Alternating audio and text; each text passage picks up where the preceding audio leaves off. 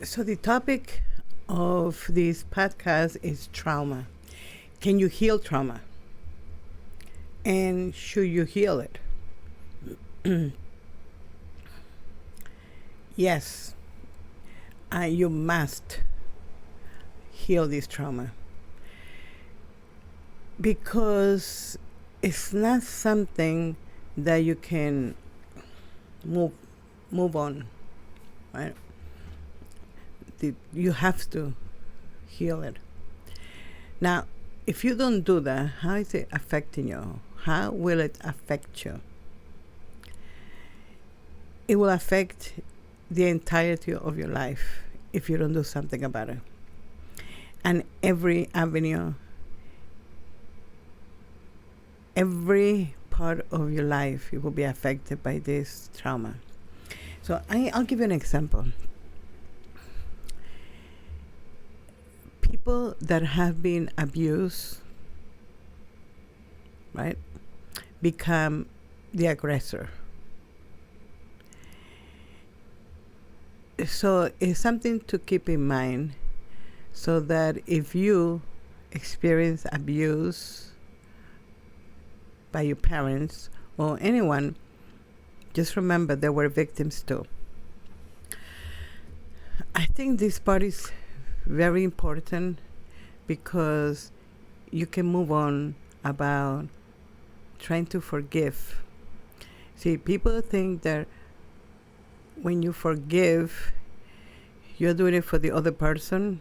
In reality, you're doing it for you.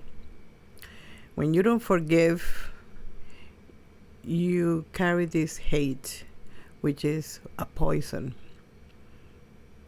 that will affect your liver, your gallbladder, and specifically the area of the liver, the gallbladder, and the digestive system, and then of course everything is interconnected.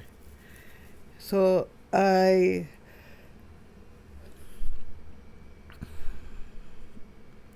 like I like for you to know that when you forgive other people, you're actually doing it for you, not for them. When somebody has been abusive toward you, it doesn't matter, a husband, parents, whatever, and I tell you to forgive them, you're going to be pissed at me. Probably. You probably will be really angry at me, like, how dare you tell you to forgive them? What about you? And so that's why people don't forgive. But when you realize you're the one carrying the hate and the resentment, you're the one who's going to get sick or be sick. Then you'll think deeper about this resentment that you've been carrying. But then when I tell you that they have been victims and that you're an aggressor too, that helps even more. So I think now after you know that yes, you're an aggressor too, and they've been victims, and that you are not forgiving them for them, you're forgiving them for you, then it becomes a lot easier for you to start working on your traumas. I did a video about this where I explained to you that you are an aggressor and that every victim is an aggressor, every victim. Some people don't want to see that. They want to be the victims, and they will continue to be victims from the world, from everything. Even the dog will bite you. Nobody gives a shit, really. If you are a victim, you're powerless. So that victim mentality is very detrimental. You're discounting yourself. You are the victim. And remember, that victim mentality, that is an energy. And that energy attracts more abuse toward you. And the abuse may not be physical, but it could be the power company, the electric company, the internet, the guy that answered the phone, the neighbor, just a stranger going by, it will affect every day of your life, okay? And you will always be fighting and fighting other people.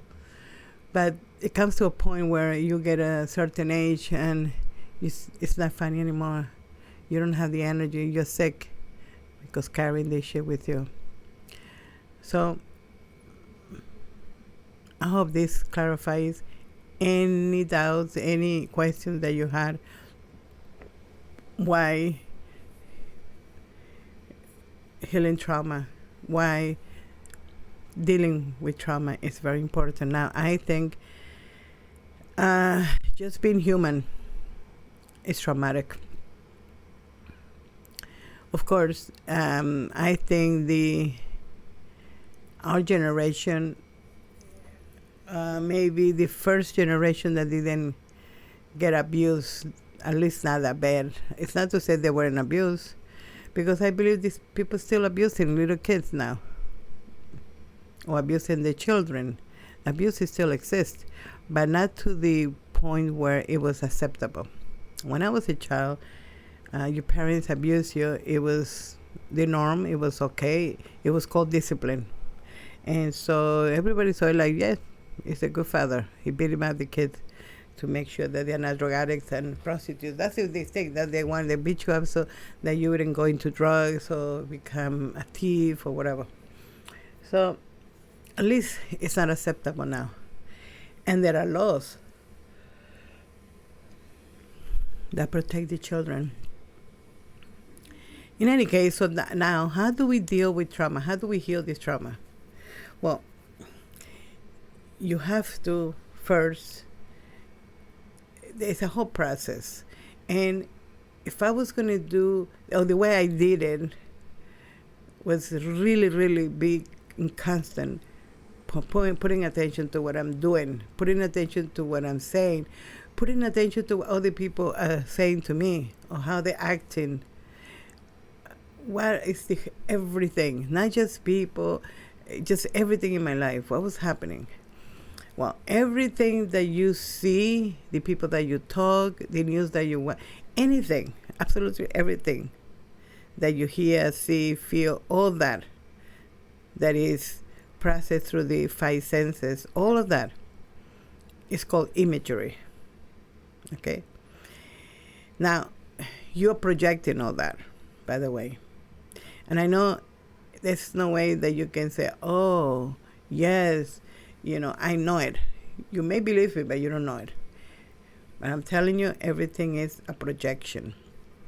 So you're talking to someone. Doesn't matter who it is, your neighbor, your mother, your father, whatever. And you're talking to them and you see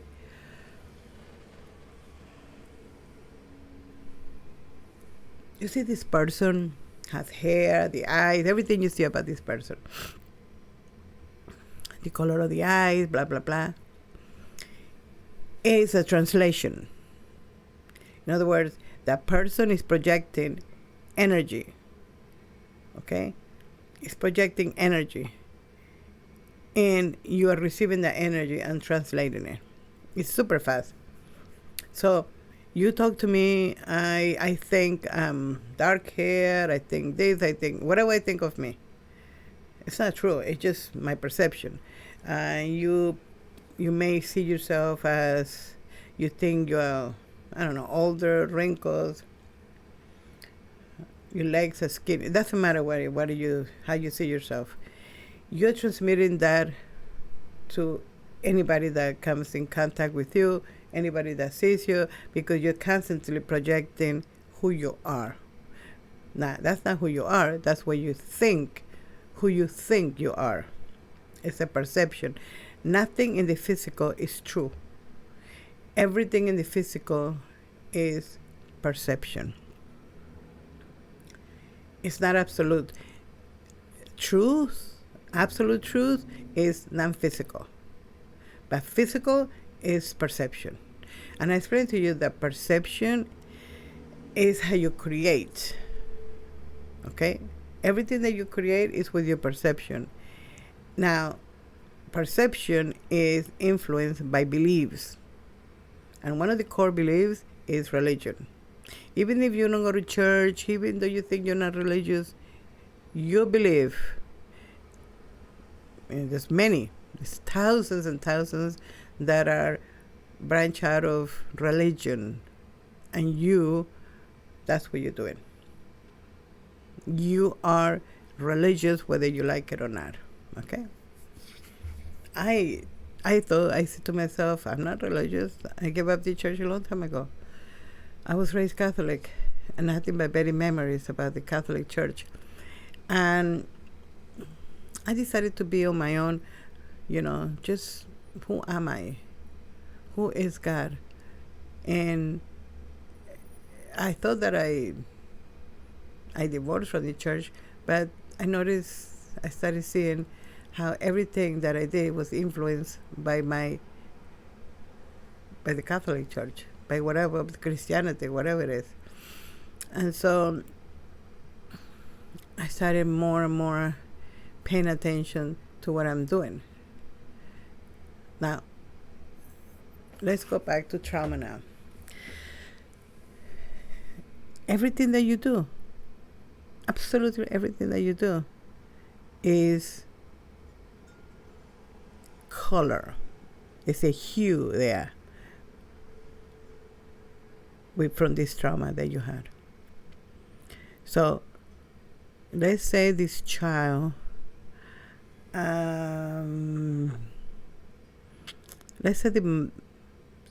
this child, his mother, very loving, took care of him, just adore him, and was very nurturing toward him.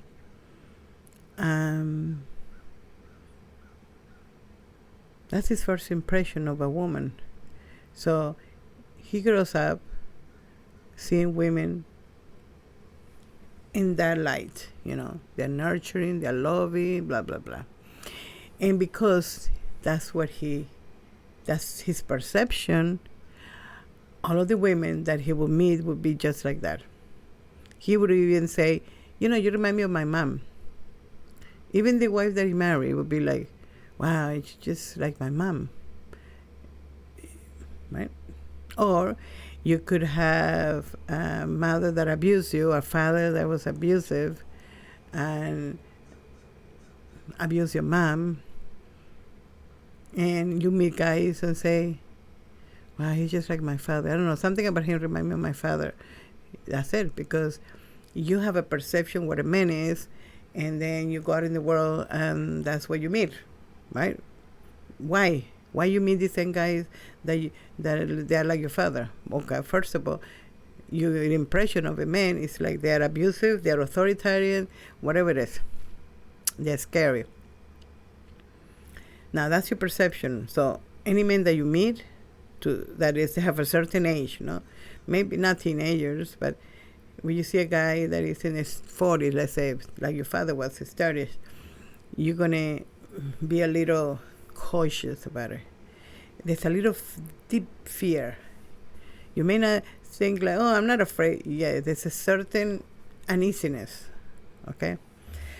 Now, remember, you are creating from your perception, but also you're projecting an energy. The energy of uneasiness, the energy of distrust toward men. And so that energy is going to give you the same thing that you are projecting with your energy. This teacher says that think of energy as this wave in the ocean. The wave comes to you, you give it your energy, the wave leaves, come back again and bring you the same energy that you gave it. So think of that. Think of the waves in the ocean. They come and go, but you tell the energy, men are dangerous and not to be trusted, and the wave leaves and come back and give you this kind of men. And the same thing with money. This is very, very useful technique because it helps you with money, attract anything that you want, okay?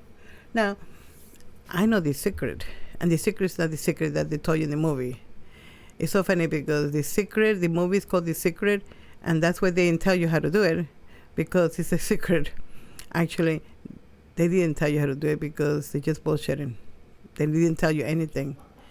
And I'm telling you in these videos exactly how the so-called law of attraction works, how it works. You know, they make billions of dollars with that movie, and they didn't teach you shit. I'm going to teach you here how to create whatever you want.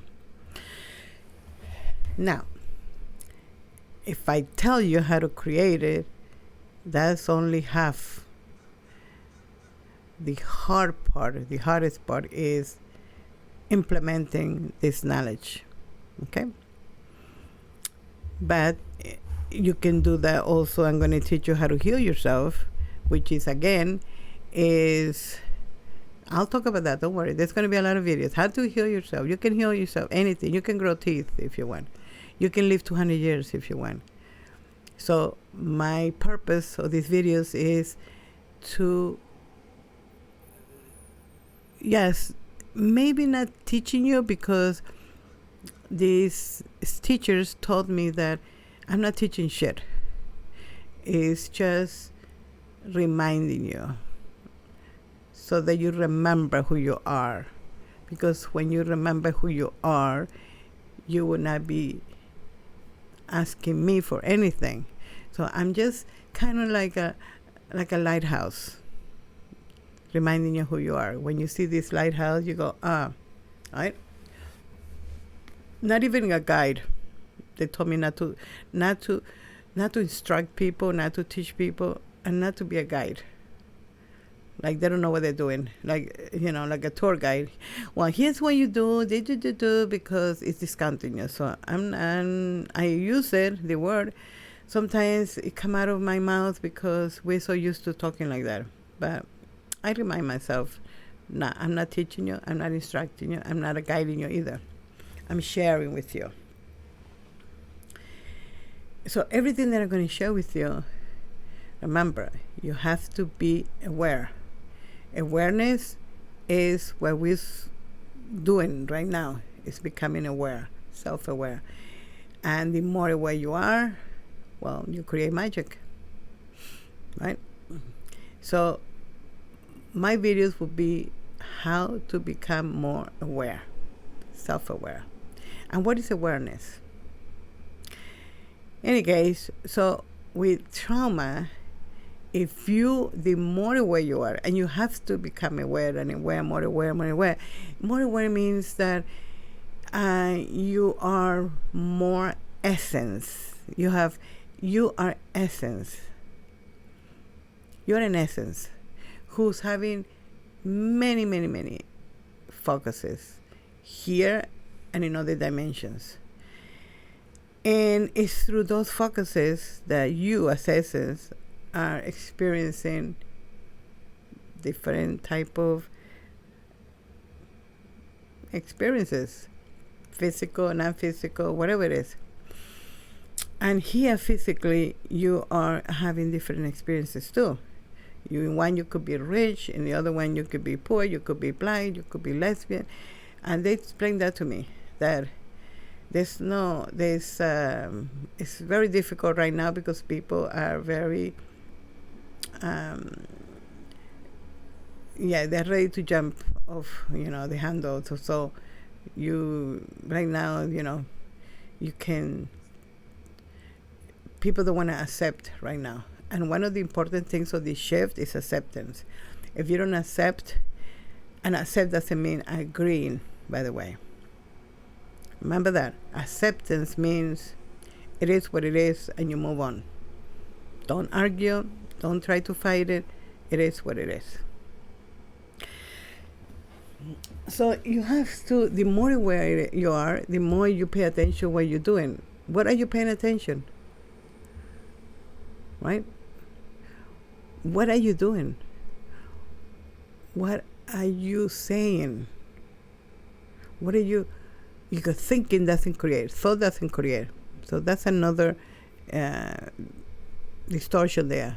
You don't create with thought, but I'll play in other ways, in another videos, how thought creates. But Well, not nothing create, but how does it work in the creation? So you're more aware and you pay attention. Now, everything is imagery. So if there's a crack on the wall, it's telling you something. Your car didn't want to turn on, it's telling you something. A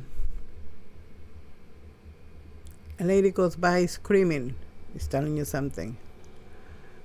Right? Everything that you see, that you experience, that you hear, anything is telling you something. Now, people are a reflection of you. Remember that. They're reflective. They may not be a mirror, but they're a reflection. And there are people that are mirrors, which is another story. So everybody is a reflection of you, basically, But there are people that are mirrors, and those are the ones that you really can't stand because they're just like you.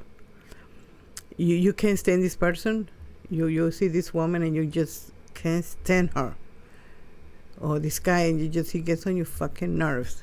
Like, you don't know, she's not bad, she's not cursing you. She does certain things that just pisses you off.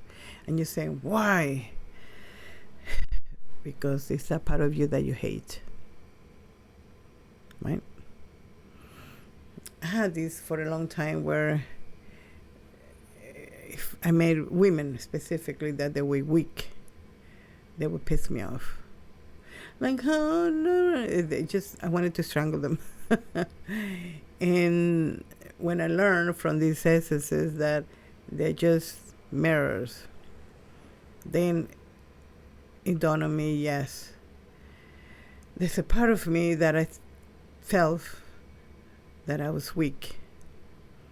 And it wasn't that I was weak. No, it wasn't that I was weak. It's that I thought that I was weak. My perception of myself was weak. And it came from a long, long, long, long time ago when I was a little girl. And I saw my father beating up my mother. And I was scared because I couldn't help her. And I felt, that's the day that it hit me that I was a coward. That I was weak, that I couldn't help my mother, and he could have killed her. But I was, 6 years old, 5 years old, and I was scared of my father too. So you see how the trauma, but I recognized that, oh, no, I was not weak, and I was not a coward, and then move on, and I can tell you all these stories, but I'm not going to do that. But just to show you how it was a mirror. But a mirror doesn't mean you are that person. A mirror is your perception, because everything is perception. Remember that. So you are amazing. You know everything. There's no essence. There's no God. They're no more than you. You are God. You know everything. But when you're here physically, you forget it. Because if you didn't, then this experience wouldn't feel so real, right? Imagine if you were here and you say, I'm out of here. This shit, no, I'm not taking this shit. I'm leaving, and you wouldn't experience this, right? Or everything would be, perfect. So what were you here for then? So that's why it feels real, and that's why you forget, so that it can feel real. So you know everything. You're amazing.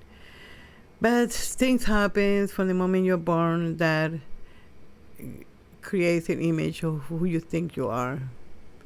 And that image is created or developed when you were a child. Did your mother ignore you? She neglected you? Your father abused you? Do they love you? Did they love you? Did they take care of you? And then that's the person that you become. A person that is discounted, or a person that is acknowledged. We all want to be acknowledged. That's why we do things. So you say, wow, when I said to you, thank you very much, I said to you, wow, I love the way you write, or I love your house, or I love this. You like it. and you paint your house and you fix your house and you take care of your animals, because you love them, but also you like to be acknowledged that you're a good person and that you take care of your animals. Uh, if nobody ever talked to you, you live alone and nobody even know that you exist, that you become very depressed and other things. But yes, we need to know that somebody said it's not that we need their opinion. Don't listen out there. People say, well, you don't need approval from other people. No, you don't need approval, and you don't need people to tell you you're doing good. Yeah, it's true. You know what? We do need somebody that said, wow, you're doing a good video. Thank you very much. Let's acknowledge. Now, will I die if somebody doesn't say you did a good video? No, I wouldn't die. But it probably would not inspire me to do more videos, Or I would feel like, I don't know, the topics of my videos are not that interesting. It would change, right? It changed how I act and what I do according to people's acknowledgement of me, of my work. So we do need other people. Now, once you go through the excuse me, let me take some water. Once you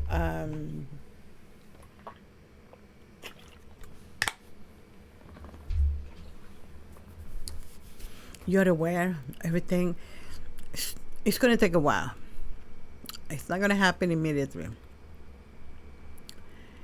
And if you do it with somebody that is knowledgeable of this information, it's even faster. But I think you can do it by yourself. I mean, I have done it for myself. I'm not paying anybody because, in my opinion, nobody knows this out there. This is knowledge that was given to me by these teachers. So, there's nobody out there. Actually, I went to 3 therapists with my panic attacks, and nobody could help me. Actually, they told me there's nothing wrong with me. Yeah, I know nothing wrong with me, but why the panic attacks? And nobody was able to help me. So I've been doing it on my own, and I'm still doing it. So I'm not, but oh man, the difference is amazing. It really is amazing. Where I was having panic attacks every day, not anxiety, panic attacks. And when I wasn't having it, I was worrying about when it was going to happen. And all I wanted to do is sleep, So I would overeat, carbs, so put me to sleep. At one point I was thinking, it would be nice to go to a hospital and just they put me to sleep in a coma, because being awake was very, scary with the panic attacks. And I went to therapists and I went to doctors, and nobody could find anything wrong with me until I got in touch with these essences, these teachers, and it was day and night. And I'm going to share with you certain things that they did for me. I mean, they didn't do it physically for me, but they did some physically for me. They came to my room. I had experiences where they came in my room, and it was really amazing. Anyways, they say they don't help you. They say they lend you energy. That's what they say. So they're not going to come and do the work for you, but they do give you energy that helps you to heal or something. But you have to learn how to do it. You can't be dependent on somebody else doing it. And that's one of the things that people go to the doctor, or they go to the doctor for pills, and they're not really addressing the root problem of whatever they are sick, because every physical manifestation is energetically. You're creating it energetically. So what is it? The first thing that you do is, what area you think you're having issues. Just write it down and say, what areas I would like to change.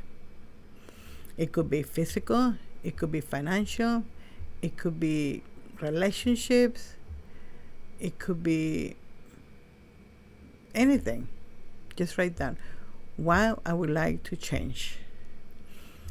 Then write down what physical problems are you having.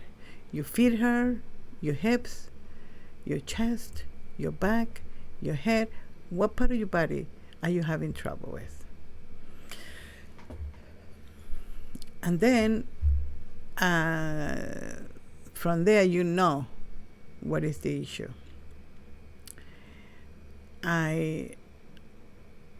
When you know, that's another thing.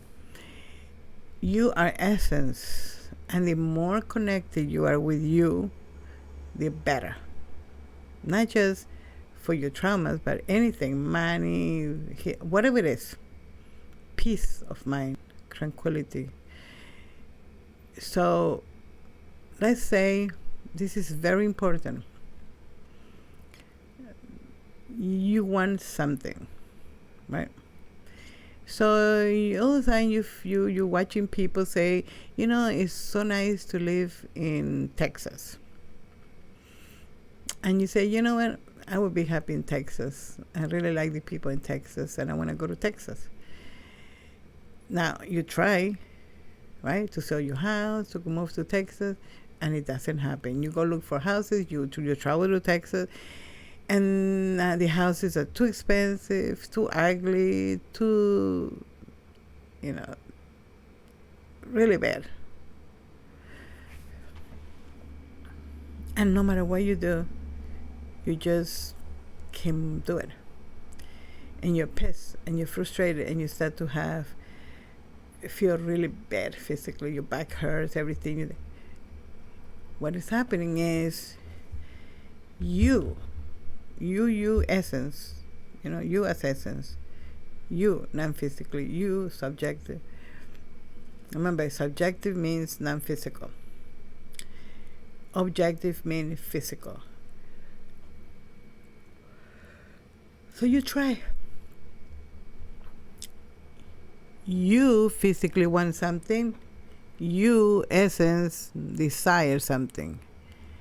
And desire it works with your intention. You come here with an intention, right?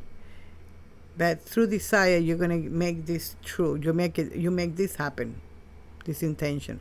Now, the intention is not like, I'm gonna come do this and do that. No, intention is wide. Many things. Not only the intentions are wide, but also the connections to this, to make this happen. It's not a one line. It's more like an algorithm, right? So it's not like you're born, okay, I want to do this, and that's it, and you decide, and no. You gotta do the whole, put the pieces together. So you don't make it. You can't make it, and you get pissed. And then you say, you know what, I don't know, write a book. And it doesn't happen. And you write it and nobody buys it, and you, what the fuck? It looks like everything that I do is not working for me. What is it am I supposed to do? And you try to get a job and you can't get a job. This is why it's so important to be aware. Because when you're aware, you realize that if you try to do something and it doesn't happen, let it go. For two reasons. One, it could be that it's not part of your intention. It's not going to help you with your intention, or it could deviate you from your intention. One. Two, if it's really, something that you desire, you as essence, then let it come. Because when you focus on something, you focus on that, what you're really doing is putting resistance, blocking it. Okay? But I said in general, think about that. Essence, desire, you physically want. And when you want may not be what you desire. Okay? People say, oh, I want to divorce my husband or divorce my wife. And they can seem to do it. Because you're not supposed to yet. It doesn't mean not to divorce him. It means right now it's not a good idea to divorce him. You're not ready. Or right now it's not a good idea to buy a house. Get it? And then I'm going to share with you stories that how the more aware I became, I see things that I do non-physically. Okay? And when it wasn't meant to be, it didn't happen. So let's say you want to do, I don't know, you want to open a website, web page, and you having trouble, but you open it and nobody comes to see you. And you say, well, I did everything that they tell me, and I pay this guy, and nobody comes to my page. It's because you're blocking it. And the reason you're blocking it is because some trauma that you have about distrust. You don't want to become famous. So you're going to put this blockish, right? You're blocking it. You're blocking it that people come because you have this, you have no idea how many people are so scared to be out there, to be public. Terrified. They say no, but let me tell you something. Many people are so terrified of leaving comments that somebody might find who they are and, I don't know, go to the house and kidnap them. I don't know. Or forget about pictures. Oh, no, you don't put the pictures in there, blah, blah, blah. I know people that did all those years in YouTube. They will send me long emails and tell me they're not going to put it out there because they don't trust out there. But, they want to say thank you for everything I did. And they will never put it out there, in public, the comment. There are people that watch you and watch you and watch you and never send you a note, never put a comment, nothing. They're just hiding. They're hiding there. It's like, hopefully nobody sees them. And then, with all the bullshit on the internet that they're taking your identity, that they're sharing your thing, that Google knows everything about you, and Facebook and everything, it's putting more fear on the people. People becoming more shielding, hiding. So I say everything is okay. Now, I'm not telling you to go out there in public and do whatever that's to overcome your fears. No. But start realizing that little by little, because it's not just that. You'll notice that you'll do something and pay attention with everything that you're doing, everything, and you realize like, oh, yeah, this is kind of like a shielding. Okay,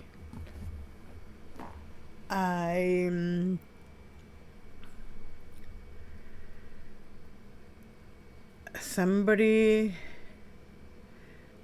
I'm not going to send an email because whatever I say is going to be there, I can get in, whatever. Somebody's going to find out about me. I'm not putting my picture because I don't want people to know what I look. It could be something like,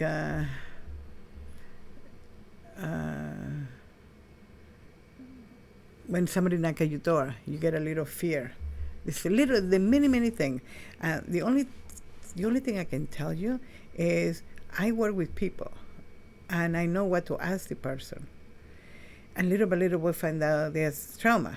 There was a girl who worked with, recently. She told me, very beautiful girl, nice, blah, blah, blah. She's learning how to do website, blah, blah, blah. And we started talking, and she had certain issues that she wanted to work on. But what I did was I went back and asked, I noticed there's a person that will come up often in the conversations. And she would say something, and then she will correct it with something amazing. Her mother. She would say that her mother, but So I would, on purpose, I would say, but she's so selfish. Why did she do that? And then she would right away immediately defend her. No, she's very nice. She give me money and everything. Immediately, not even a second, and she would, or even she talking about her. Immediately, she correct herself, say she's amazing. Okay, that's one of my flags, that this person, there's something there with this person. There's frustration, there's resentment, there's a lot of stuff. There's guilt too. You feel guilty. And so yes, I before I start working with the person, I let them know how I work, but I also, not exactly, I don't tell them exactly what I'm going to do, because I want to take them by surprise. Otherwise, they'll the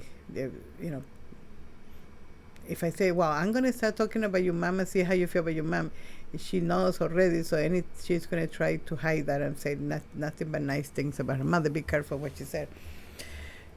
But I ask them if they're ready, because I'm going to be bold and to the point, and it might hurt their feelings. So you got to be ready. Are you ready for this? You want to change, or you want to continue there? Because it doesn't matter to me, you know what I mean? It's you the one doing it. In any case, she found out, well, not that she found out, you know it. You know this. You know this.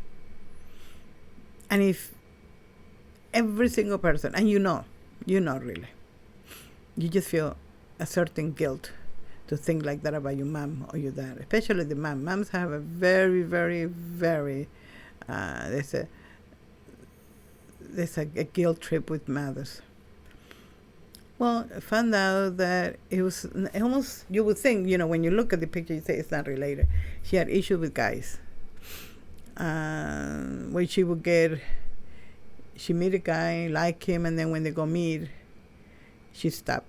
She can't meet him because she can't breathe and starts shaking, and like it's going to throw up, and it has a whole convulsion to go meet the guy. So she said, what happened, and she blamed every guy, the energy was bad and this, because I teach that, people's energy affect you. So I realized it has to do with something deeper.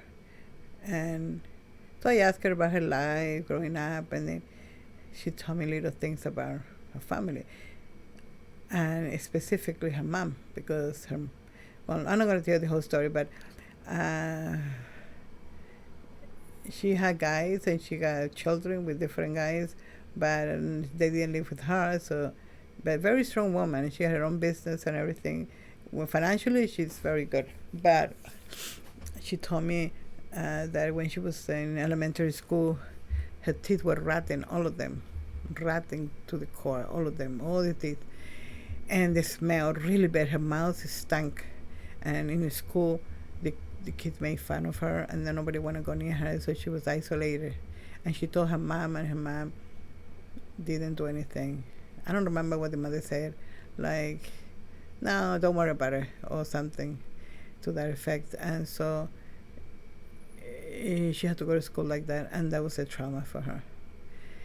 So I realized, and I let her know where the problem is, the mother, and what happened with the mother at that point. And at first she denied it, but then she started, I said, you got to work with that and let me know. And she said, yeah, she realized that when she goes on a date, she would, first of all, she looks at the dentist, making sure her teeth are, and she has beautiful teeth. They are beautiful, and she has the dentist, she has bad breath, and she asks everybody to have bad breath. She has an obsession with bad breath.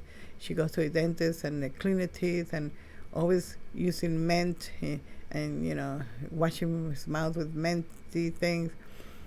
And before she go on a date, she chews gum, she do this, she got the minty thing, and then she starts to shake and everything because she thinks she's going to have bad breath.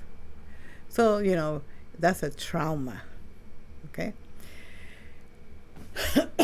It was very obvious, but it becomes almost in the background, or background noise.